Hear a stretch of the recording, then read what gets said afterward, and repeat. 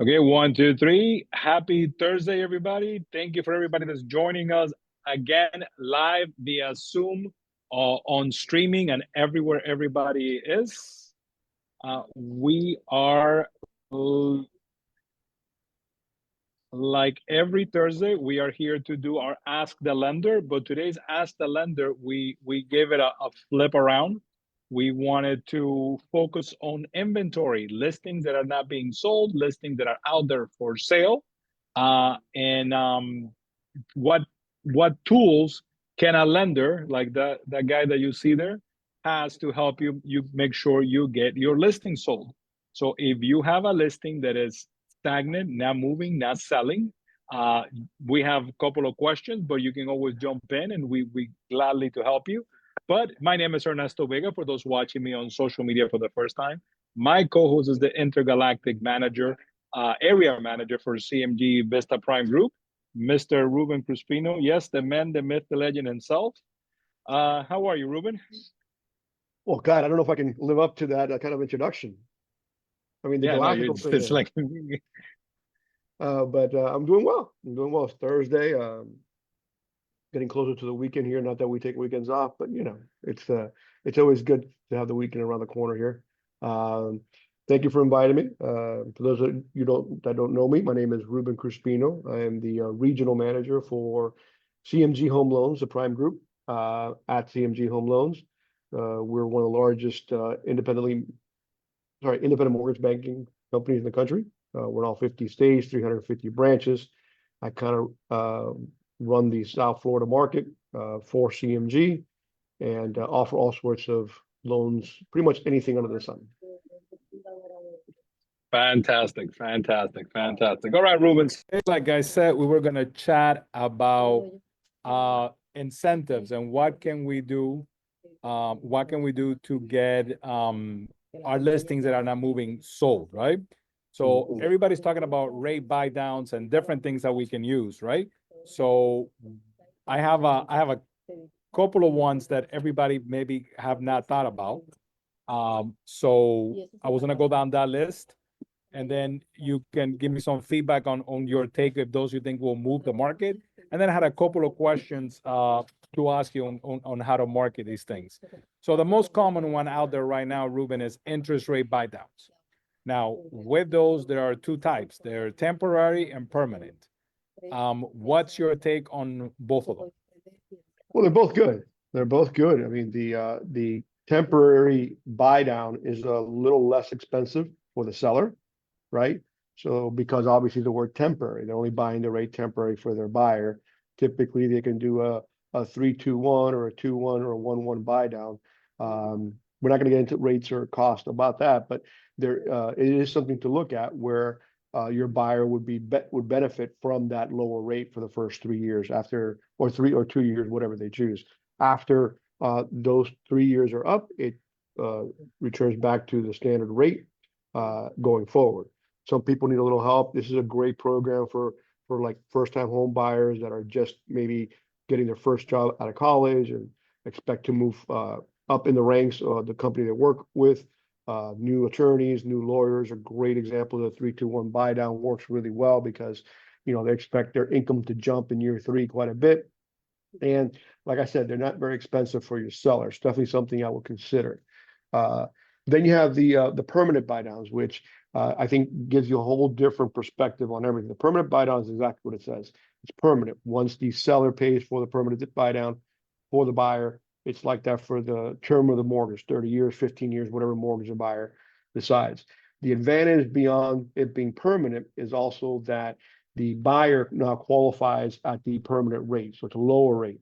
On the temporary buy downs, they're still qualifying at the higher rate. So, but with the permanent buy down, you have a bigger market. You're actually not only giving an incentive to your buyer, but you're actually opening up the available buyers to your listing by doing a permanent buy down. We have a program that we work really well with at CMG that we help you advertise that rate legally and compliant and everything else. So you can actually have on your sign riders, buy this house at a 5 point. I'm just giving you an example. Buy this house at a 5.85% rate on the rider. It'll be on the MLS. It'll be on all advertising. That's on a permanent buy down. So That's the main difference between the temporary and the permanent. Every situation is different, and every listing I think is different. So then, yeah, exactly. So the interest rate buy down, it attracts buyers, but in some cases, maybe the buyer is not it's not looking for, it's not rate focused, and it's more closing costs short. So what's your take on I think we lost you. Um, yeah, Yeah, we did. Can't hear yeah, him. yeah. But okay, so he asked me about closing costs. So I think it's a conversation with your seller, right? What do we think we want to offer on a dollar amount? We know what you want to offer, 10,000, 15,000, and then use that in depending on the market, what would work best. Paying for closing costs is huge, right? I mean, now you're only worried about down payment, and if your buyer has down payment assistance or on a conventional loan or FHA loan, I mean, you're really trying to get people in with as little money down. There's a lot of ways, the old saying, there's a lot of ways to skin a cat, right? That's a very old saying. I don't know if that works anymore, but there's definitely different ways to put these deals together. So whether it's a buy down like we talked about or a closing cost concession, either one really is attractive to a buyer because again, it's less money out of their pocket. We're definitely more and more into a more balanced market. Everybody wants to change it around, but Ernesto and I, we've been talking about this for a while. A balanced market, your typical marketing time is 3 to 6 months, and on jumbo products, they could be up to a year. That's typical in this industry for the last 50 years. So just keep that in mind. So now that we're entering a balanced market, yeah, I think seller concessions are becoming more um, popular situation, and we have many different ways that we can make that work. they're asking a question, is there a cost difference between a permanent and a temporary buy down? Yeah, the temporary buy down is cheaper to the seller. It's cheaper to the seller. Yeah. Okay. What's your Proportionate. Yeah. What's your take? And again, you get a seller that is motivated and it's looking to move the product. It's, there's 10 homes for sale in the neighborhood. I gotta get mine sold.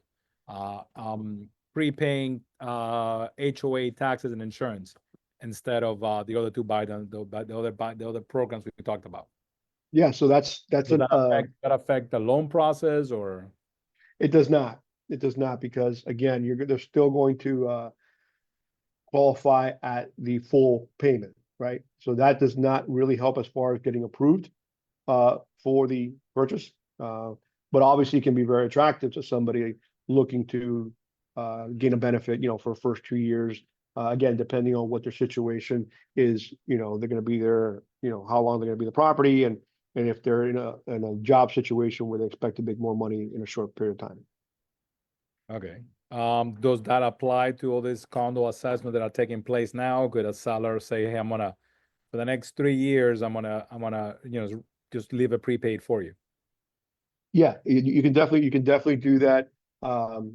We got to be very cognizant of the fact that we do have that Guidelines. we do have guidelines, yeah, and maxims that we can do on certain loans as far as interested party contributions. They're called IPCs, interested party contributions. So a seller, when it comes to a loan now, I don't know if it's a cash transaction, I don't think that comes into play, but if there's a loan involved in the transaction, there is guidelines and maxims that they can give. Okay. So the next one is controversial. It's been shared with me a bunch of times for people seeing this on social media. And it reminds me of 2006, right? And it's always a sharp dress realtor saying, I walked out of closing with $7,000. I walked out of buying the closing with $12,000. I walked out of this closing with $30,000. So cash uh, concessions at closing. They're not legal. Okay. I'm Bottom line. glad you went straight to it because Yeah, it's no, it's not all over legal. social media all of a sudden. Yeah, no, you can't. I mean, that's not my realm. That's more of a question for Michelle or Manny. Maybe they can be more specific than that, but no, you can't. We actually have limits on how much, even on a regular transaction, everything legitimate, where we're not talking about cash. There are maxims that a seller can walk off, even with a wire. So it's very regulated, and that's I don't know what they're talking about. That can't happen. Yeah, no, it's a trend right now saying that sellers are giving them cash and they're walking out of closing with cash, and I'm like, So good for them, but those sellers and those realtors are going to be visiting they look good in the orange. little They're gonna hotel, the little Federal Hotel on 137th Avenue by Miami Zoo. I see Ro cracking up. You're driving, Ro. Pay attention to the road. No, I hear that though that you do get 3 square meals a day there. you. Oh, okay, awesome. Okay, okay. So then, as you know, a lot of sellers are a lot of agents are asking their sellers, you gotta adjust the price, you gotta adjust the price, you gotta adjust the price, and that one I think sounds more painful. What's your take on, instead of asking for a seller to drop the price, to, which is perfectly fine, offer concessions, any other concessions we talked about, offer concessions instead? Well, As a lender, what do you prefer? we've done the math and over and over again. It's much better to offer a permanent buy down than lower the price. There's no question. It's better for the buyer. It's better for the seller. It's better for the neighborhood. It's better for you. There's no really, I don't think a situation unless you're severely overpriced in the market, right? If you're in a $500,000 market, you're asking 600,000. I mean, you may have to lower the price for other reasons. But if you're generally well priced or competitively priced, it's a lot better to do a concession on an interest rate buy down or whether it's a closing cost, whatever it may be, then actually lower the price. No question. Right. If I'm out there right now working with a buyer, does a buy down concession let me buy more house, or it just makes my payment more affordable? Both. On a permanent one, it's both. Both. It's going to make, you're going to save a lot of money. You save a lot of money over the 30 years of loan, which we know, most people don't keep the house 30 years, but nevertheless, and you can buy more house. The reality is, somebody that you're going to open up your market to, I don't know, 1 million more buyers. I mean, think about it. I mean, that's national numbers, but one interest rate down makes that much of a difference. 1% interest rate down makes that much of a difference and opens up the market that much more to how many buyers. And that's the reality. We're in sales. So by opening up your market, that's your number one thing. You have a good product, which is the house. And by opening up more potential buyers, which basically what you're doing is offering this house to somebody that maybe can't qualify for this house at 6.5, but can at 5.5. You're opening your market. It's just math. It really, really works much better. All right. I know you keep saying limits. So what are the limit rules for the agents should know about when it comes to seller pay concessions or credits? Is there different limits on an FHA and a VA and a conventional? Is there different, so they Yeah. keep a number or a percentage in the top in the top of their mind? So FHA is 6% max. That's the most that the seller can contribute, or better said, interested party contribution can be no more than 6% on an FHA transaction. Okay, which is a lot. I don't think we need 6% on some of these things. That's a lot to do now. There may be other issues in the property, physical, that maybe they need to have other types of, concessions for. On a But max FHA loan, that's $38,000. I know A lot of money. it's a lot of money. It's a lot of money, and that'll buy down the rate quite a bit. So that's an FHA. That's a max 6%. On conventional, you have 2 tiers. So you have a tier. So if they put less than 10%, so 9% down payment, the buyer, the max is 3%. Okay, interested party concession. If they do 10% or more, it can go up to 6% also. I just cannot recall right now the VA standards. I don't remember. Somebody's asking if DSCR loans are conventional loans. That's actually a really good question. Let's leave that one for the end. Let's keep them Yeah. guessing. Let's keep them guessing. Okay, so FHA was 6, conventional was 3. What about VA? Because VA is 100% financing. Can you still Yeah, get? I don't remember right now. Ernest, I'll get back to you guys on that. I don't remember. I think it's similar to what FHA is at 6, but I got to confirm that. Okay, now give me let's work through a scenario. I have a property listed in Doral, $740,000. I've been in the market for 92 days, so I'm outside the 72 days that I should have sold the house for, right? So now I'm itchy. $740,000, 92 days in the market. What should that realtor, what advice would you give that realtor to get that property sold? What route would you take? Well, I think we need to know why it's not selling. number one. Is it overpriced? We've had a meeting here last Thursday and we talked a lot about overpricing homes, right? Or is it the fact that maybe it is well priced or appropriately priced and just they're not opening up the market, enough. So I think going back to the concessions, and concession is just such a generic word. I think, to put on my salesman hat here, right? You need to look at it more as closing cost, be very specific, but closing cost concession or interest buy down concession. I will buy down your rate by this. I think you got to be more specific. So if they're well priced competitively in the market, find out why. They need to ask the question: what is it about the property? Why is it not selling? If nobody's going to the open houses, is it just completely out of the market? Is there something? Are you getting feedback from the other agents that are showing the property? What are they saying about the property? Is it, it's great, but it doesn't have a bathroom on the first floor? Again, that would be a problem. So you have to figure out why. And then once you know the why, there's always a solution. And the idea is to let's work together on the financial side to open this up for more buyers, for potential buyers. You got to open up your market. There's no other way around it. The more people out there available to pay for the property, the faster you'll sell it. So just a quick sidebar. There were 4 open houses this weekend by campus agents. Only 4, which is, I don't know why there was only 4. So those 4 people on average have 15 families walk through their doors. Wow. Whoever tells me that the buyers are not out there hitting the pavement, I'll prove you wrong. Host an open house and you'll see. I mean, that's a nice level of traffic, a very, very nice level of traffic. So Marcello, who's your AI, says you can get 4% on a VA. So then that is awesome. A VA buyer, 100% financing, can still get 4% to buy down the rate. So, there's no reason why you really should be struggling to sell a listing if you're well priced. You gotta, I know the conversation with some of these sellers is tough. I'm not saying it's easy, but they got at some point got to decide whether they want to sell a property or not.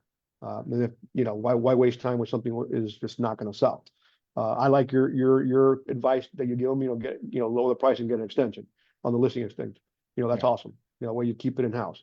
But again, going back to your comment about the open houses this weekend, I mean, in my opinion, what they got to be doing is reaching right back up to every one of those people that, you got to follow up, because, if they're walking in with a realtor is one thing. And that's one conversation, right? Maybe you talk to the realtor, hey, what did your buyer think? It's beyond their budget. Well, or, they doesn't have a bathroom on the first floor, whatever. Maybe you need that feedback. Not everybody looks at a property the way the seller looks at it, right? Or you look at it. So, if they're walking in off the street, then we have an opportunity to bring them in as a buyer too, right? Maybe they don't want that house, but let's get them pre-approved with us. And now we have a buyer, whether it's that listing or not. So those are a huge way to get new customers. Those 15 people, if they're not with another realtor, then they should be in your prospect database ASAP. So the 2 big guys, Pulte and Lennar, are about to have their earnings call from last quarter, right? And literally, from what Lennar is saying, 58% of everything they sold, they did a rate buy down last quarter. That's like 60% of all sales, they did a rate buy down. Fast forward 12 months from now. You said something the beginning of April, said that this market is finding its legs. But if it's a little slow, just wait 6 months, because literally real estate has 6 months that it slows down and then it starts up again. And then you said, look at the people with the money. If the big homes are selling, they start the market. And yesterday, the second largest sale in history in the US took place in Naples for $255 million. And that topped $160 million 20 days ago in Miami Beach. So you said it, the rich are buying. So are we at the end of those 6 slow months? Well, first of all, congratulations on your new home in Naples, Ernesto. Oh, yeah. But no, what do they say? High tide raises all ships. You know, that's kind of the thought process. The reality is that, you know, I watch the market pretty intensely. I'm not on the computer 24/7. I don't have the graphs, but I watch it once a day. And if you look at what's happening with the rates are coming down. They're just coming down. Like I said, it's going to be bumpy. It's not going to be like this. You know, all of a sudden, marketing time's not going to go from, what is it today? 4 months average marketing time. It's not going to go back up to a month. It's just going to stay where it's at. But you need to build a 4-month pipeline. Okay, that's the change that I see coming. We need to start thinking about not just an immediate pipeline. Oh, I found a buyer. Let me go show my house. Oh, I got a listing. No, it's a 4-month or 6-month pipeline of buyers. So I go back to my point about those open houses. You got to have those people in your pipeline right away. But yeah, this market, the interest rates are finding their legs. You know, it's a crazy world. You know, it's funny how I talk about opening up your market, right, by lowering the permanent buy down, opening up to more buyers. You know, that's what all the big companies do. That's why they sell Apple computers in China and all over the world, because they're opening up their market. We need to do the same thing here. Open up your market, that property, you know, get more people able to buy it. And we're starting to see, we had our team had our best new application month in March in 2 years. So that's great. April is not going to be as good as March, but it's still pretty good. So we're definitely finding our legs. I think that the industry is finding their legs, and see, we had a lot of stuff going on last year. We talked about the rates, obviously the NAR thing. A lot of stuff happened last year that really had to kind of work itself out. And I think it's working itself out. It's kind of like, you know, when you're my age and you kind of get out of bed and everything like hurts like this, right? And finally you got to shake all the rust off in the morning. I think that's what's happening in our market. The rust is coming off. Last year was every quarter you got a Mike Tyson punch in the face. Like Right. every quarter was like bam. Well, you said it. I think you had a slide a few months ago that you put up with the three Four kings of the apocalypse, yeah. 4 cohorts of the apocalypse. I knew it was something like that. Yep. So then That was you see, even your rates move lower, you see this trend, because that's what Leonard was saying. The trend of buying down, it's gonna remain a thing because they feel that it's creating more affordability. Do you guys at CMG see the same thing? yeah, you know, because the pricing again, but Leonard never said they're lowering their price, right? They're taking Oh no, they're not playing with their price. right. No. So that's what I'm saying. You don't need to, if you're well priced, you don't need to lower the price. You just need to make it more palatable for the buyer to be able to buy it. So, you know, at the end of the day, and I hate to say it, but you know, people are looking, what's my monthly payment going to be? Taxes, insurance, HOA, whatever it may be. And interest rate, a permanent buy down on an interest rate definitely goes a long way. Long way. All right, so this has been a lot of ins and a lot of info, Ruben. Thank you so much to you and the entire Prime team for everything you guys do, and helping everybody that's listening live and is going to listen later how to more effectively get your listing sold. If anybody wants to connect with you, Ruben, what's the best way? If someone has a listing right now and says, you know, my listing it's not moving.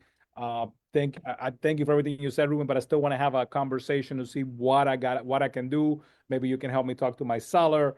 How can they get a hold of you? Well, it's two ways. Two ways. You know, obviously the Ventanita Versailles, I'm there a lot.